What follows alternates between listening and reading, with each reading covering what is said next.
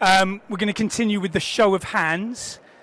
Can everybody put their hand up if they are currently hiring for about 30 or more roles at any one time? Yes, good, perfect. You are ripe for the taking. Second question, who is currently struggling to hire good quality candidates, get enough people through the door? Good. Okay, cool. That sets the scene for what we're about to talk about. So I'm talking about programmatic job advertising. As a caveat to what Hung has just told you, there are two forms of programmatic. One that you may be familiar with, which is social. It's display advertising on Google, Twitter, Facebook, AdWords, and so on. This is not that. This is programmatic job advertising in the sphere of job boards and aggregators, and it's the next stage of job advertising globally. This is me. I spent 11 years at Stepstone Group, totaljobs.com, where I was head of international sales. In 2016, I left that business to set up ZipRecruiter's UK division. They're now listed on the New York Stock Exchange, one of the world's largest job board businesses. And in 2021, I joined Appcast business to expedite our growth in the high volume enterprise space. Hopefully this is going to be interesting to you guys. A little bit about Appcast. So we're an American company. We were founded in 2014 in a place called Lebanon, New Hampshire, which is about 2 hours drive from Boston. Lots of really smart people, everyone focused on technology, maths, data, and improving the apply flow for recruiters of very, very large enterprise level customers in the US. We've grown incredibly fast over the last 8 years, and now 1/3 of all job advertising spend in the United States is currently running through our platform, which equates to about $1.5 billion a year. So we're moving fast. The other thing is that we've got lots and lots of job postings, about 1.5 billion postings going through the system, and 1.7 billion applications. That means we've got lots and lots of meaningful data, and therefore we can make lots of assumptions about the way the market is going on a sector by sector and job level basis. That's us. Recruitonomics 101, we own the trademark on this name. This is our own brand of labour economics. It's the analysis of labour demand, labour supply, and the impact that economic variables have on your ability to get good quality candidates through the door. There are certain things you can control, which we'll talk about in a minute, and there are certain things that are completely outside of your control. So, for anyone who's been watching the news, reading the newspaper, you will know that the UK, for want of a better word, is currently in a state of flux. There have been some decisions made about the direction of the economy that have been detrimental to the performance of jobs and the economic landscape. So inflation is at an all-time high, currently 11% this morning, 11%. Unemployment, 3.5%. That is great news, but it means there's less available people in the workforce, and unemployment is at an all-time high of 75.5%. Compounding that, if we look at Brexit, 1.3 million people left the United Kingdom 2020 to 2021 during Brexit. Those were people that were working in catering and hospitality, healthcare, care homes, retail, and transport and logistics, and everything else in between. We've lost a phenomenal amount of talent, and because of the rule changes, those individuals won't be coming back. The BBC also recently published a report saying that 2.5 million people are currently out of work due to ill health. That again is an all-time high. What this suggests to us is there's just not enough people available in the workforce right now. On the left-hand side, you've got all the economic variables that you guys cannot control. Economic growth through to government policy equals candidate supply. However, we're going to focus on everything on the right-hand side that you can control as recruiters. Sourcing practices, job ad marketing, apply process, which we'll talk about later, recruiting practices, which I'm going to talk about now, and employer brand. These factors all have an impact on your ability to get the right candidate in, but also the cost and the quality of the candidate coming through. We call it the perfect storm. everything I've suggested is the economic landscape is currently misfiring. I work for an American company, and if you think things are looking tricky here, you wait until you see what's going on in the US right now. McDonald's are offering signing on bonuses. They're offering people iPhones if they stay with the company for 6 months. Transport and logistics, HGV1, HGV2 drivers are offering $60,000, $70,000 a year. They're paying for their training to get them in the door. There's a massive lack of talent. People are just not wanting to go back to work.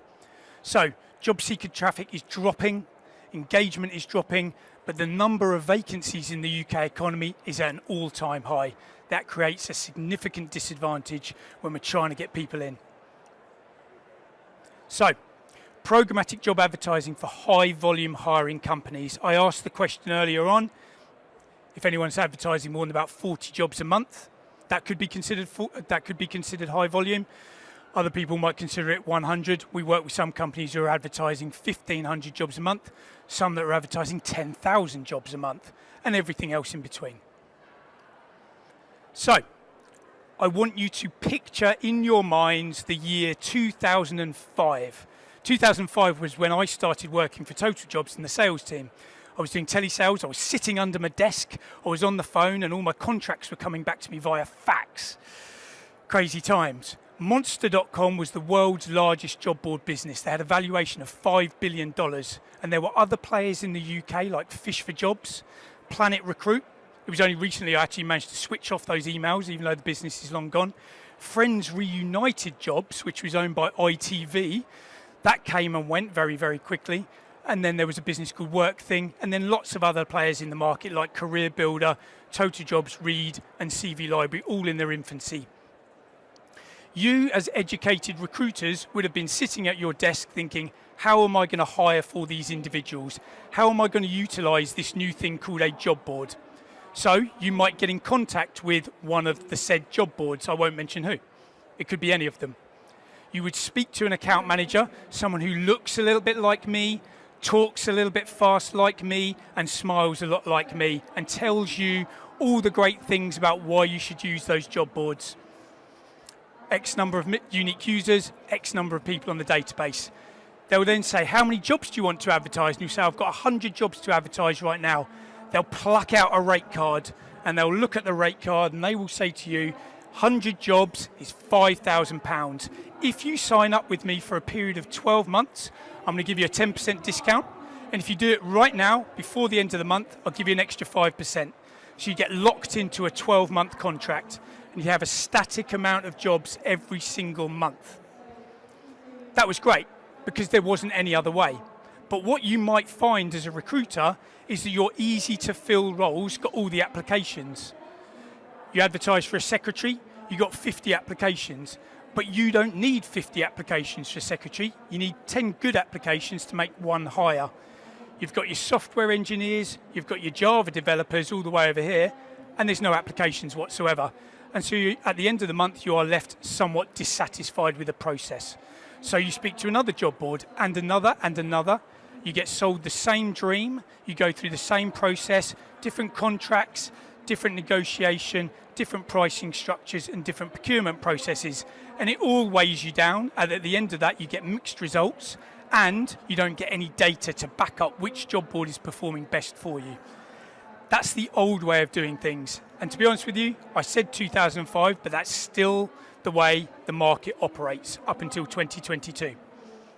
In 2011, an American company called Indeed.com turned up, flexing their massive American muscles.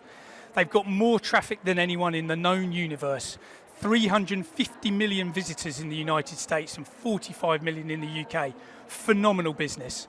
They offered something called cost per click. So for the first time, you as a recruiter could see the value of someone engaging with your advert, and that's the point at which you would pay. Great news, and it's revolutionised the market. They've eaten everybody's lunch, and they've done an amazing job. And that's how the US market's evolved, and that's how the UK market's evolved. Indeed are doing a great job, and everybody else is fighting for a slice of the pie. So that's where we are.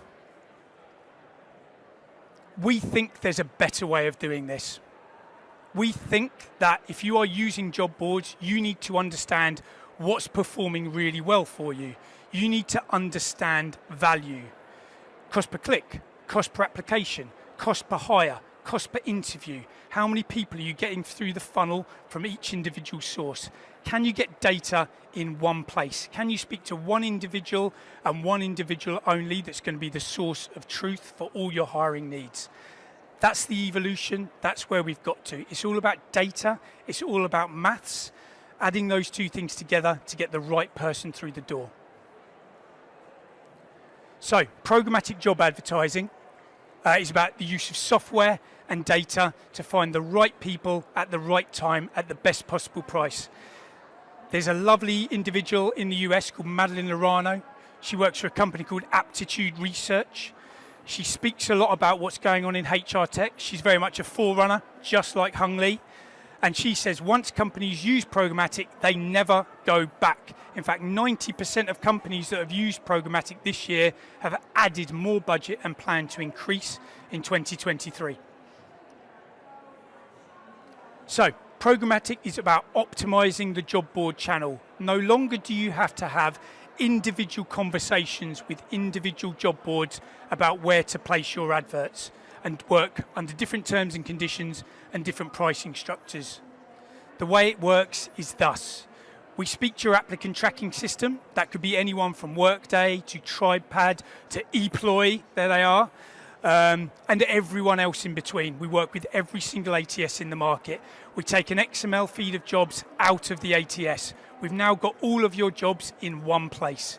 Every time you add a job to the ATS, you take a job away, you modify a job, those jobs are automatically changed in our software in real time. We can see everything. We put some rules into the system. You tell me that you don't need 10 applications for a secretary. You only need 2 applications. Great, we cap the job. At the point in which the job hits 2 applications, it stops spending and budget gets pushed towards the jobs that are underperforming. There are certain jobs you might not even want to send to market because you know you're getting organic traffic. That's fine with us. There will be other jobs that are a priority for you. They might be in the southwest of England. They might be in the northwest of Scotland. If they're really, really hard to fill, we need to change the rules when we go to market. We need to bid up to make your jobs more competitive versus all the rest of the jobs in the marketplace. We put all the rules into the system, we benchmark against what you're trying to achieve, and then we distribute your jobs across all job boards in the marketplace.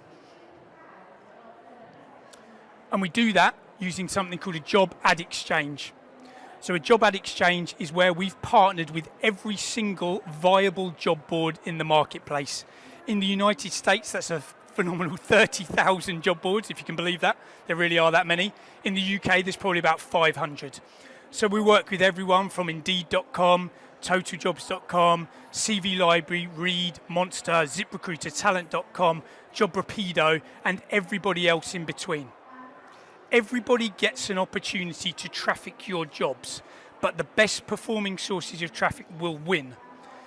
So what happens is we give a tracking pixel to our friends at the ATS, and they put that tracking pixel on the Apply Complete page of the ATS. That means a candidate finds your job on Reed, they click on that job, and they go through to apply for the role. They complete the application, they hit on the apply button, and the thank you page pops up. That's where our pixel sits. It fires some data back to the software, and it says we've made one application. We can now invoice the customer on a cost per completed apply model for that application. Secondly, it tells us that the application came from Reed. The software sees that and it says, looks like Reed are doing a good job. Let's give them more of the client's budget. There will be other job boards that send through hundreds and hundreds of clicks. But if they don't result in applications, that's no good to you. And it's certainly no good to me because I'm paying that job forward for those clicks. The risk is fully on my shoulders and I can't have that. My software will cut them off and kick them out of the network until the time comes when they can provide better quality traffic. This completely shields you from any level of risk and any level of bias or decision making in the process. We do all the work, the software makes the decision about where to place the adverts. Qualified talent at the right price. So, as I just said, we've had duration postings, tenure-based postings where you post an advert for 28 days. Some work, some don't. You've got cost per click, and now you've got cost per completed apply delivered directly into the ATS. If the candidate doesn't make it into the ATS, we invoice you nothing. So all the risk is on our shoulders. Measuring quality. This is the key component of what we're trying to deliver. You're going to say to me, when you come and speak to me later, it's all very well you're going to charge us for applications, but where are the good candidates? And I'm going to say, well, we're going to do an integration with your ATS, and then I'm going to ask you, what does a good quality candidate look like? And you'll say, anyone who makes it to second stage interview. Great, we'll track to that in the ATS, or we'll track to the hire, volume of hires, cost per hire, cost per interview, cost per application. Whatever you want, we'll track to, and then we'll optimize the performance of the software towards the sources of traffic that are delivering those hires. If Reed are sending through all the hires, they get more of the budget. If Total Jobs are sending through all the hires, they get more of the budget. That changes on a job level, a second by second level, and a location level as well. Everybody has an opportunity to traffic your jobs, and the best performing sources will win based on data only. Everything is available in the dashboard. It's all about reporting. We want you to have a view, a transparent view of everything that's going on. All your data, conversion data versus desktop versus mobile, so we can troubleshoot your website, make sure your apply flow is looking good. Look at the average apply time on the site. If it's creeping over 5 minutes, you're in dangerous territory. We'll fix that with you. All the individual nuances that ensure that you can get people through the door. The impact to you as a high volume hiring company is thus: in every key metric, whether it's job advertising from quality of hire, time to fill, organic traffic, quality of source, we outperform traditional advertising in every core metric, bar none. So that's programmatic job advertising. If you want to know more about it, come and speak to me and the team. We're just down there on the corner. We've got a very large stand. Come and speak to us, find out a little bit more, and then we'll have a follow-up conversation afterwards. I don't expect you to have taken all of that in. It's a lot of information. But reaching that audience is half the battle. Job ad content matters. So this is about apply flow. In conjunction with your ATS, we're going to tell you some home truths, and we're going to see it all in the data. The first thing I want you to do when you leave today is go and check your apply flow on the site, and do it on desktop and do it on mobile, and make sure the experience is the same. If it's not, you need to do something about it, and you need to speak to the right people. Reducing your time to apply from 15 minutes to 5 minutes will see a jump of over 345% in applications. I'm working with a recruiter right now, very high volume, 36 minutes for an application. Conversion rate less than 1%. We're driving loads and loads of traffic to their website. No one wants to apply. When I click on when I sign up for the registration, it sends a verification link to my email address, but it never comes. It just never arrives. And so I just walk off and I go and apply for a job with another company. Keep it as low as possible. 5 minutes is the sweet spot. Anything more than that, you're in dangerous territory. The less questions you ask, the better. Make your job title shorter. Removing 7 words to 3 words yields a 48% increase in candidates making it through the process. Think like a job seeker. This is incredibly important for anyone who is recruiting something like a sandwich artist or a Jedi Java engineer. Don't do it. Do not use those job titles. You need to think like the algorithm that the job board has been programmed to. If you're on totaljobs.com and you're looking for a customer service advisor job, you type in customer service advisor. If somebody is using a job title that doesn't match that, the job will come way, way down the list. You'll be deprioritized because you are not relevant. Everyone's using new funky job titles to try and attract a different type of candidate. It doesn't work because the job boards have largely been programmed on software that was built 10, 15 years ago. Old algorithms do not understand these new job titles. Avoid symbols and special characters, asterisks, exclamation marks, strip them out. It confuses the algorithm. Find the sweet spot for your job description. 300 to 800 words. 300 to 800 is the absolute sweet spot. Less than 100, more than 1,000 will cut your apply rate by half. I see a lot of adverts over 1,000 words. Reduce it as much as you can. Keep all of the information in there that you need. Get rid of the stuff you don't need. Fish when the candidates or when the fish are biting.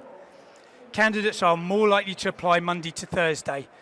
On Friday it starts to decline. On Saturday it falls off a cliff and then it starts to come back up on a Sunday. However, since the pandemic, candidates have changed their behaviour, particularly in the blue collar space. So if you are employing or you're recruiting for delivery drivers, warehouse operatives, people who work in care homes, they are statistically more likely to be on mobile. As much as 88% of people will be applying for jobs on their mobile device. And they are more likely to do it on a Saturday than they would on any other day. We have all the data in-house. We can share that with you so that you know when people are more likely to apply for your type of role. If you're recruiting for a software engineer, only 17% of those people are using a mobile device, which is good news because a lot of people's mobile experience really sucks. We can share all that information with you, optimize the performance, get more good quality candidates through. Posting at the beginning of the week results in 22% more applications, and you can bid up using our software to get those people through.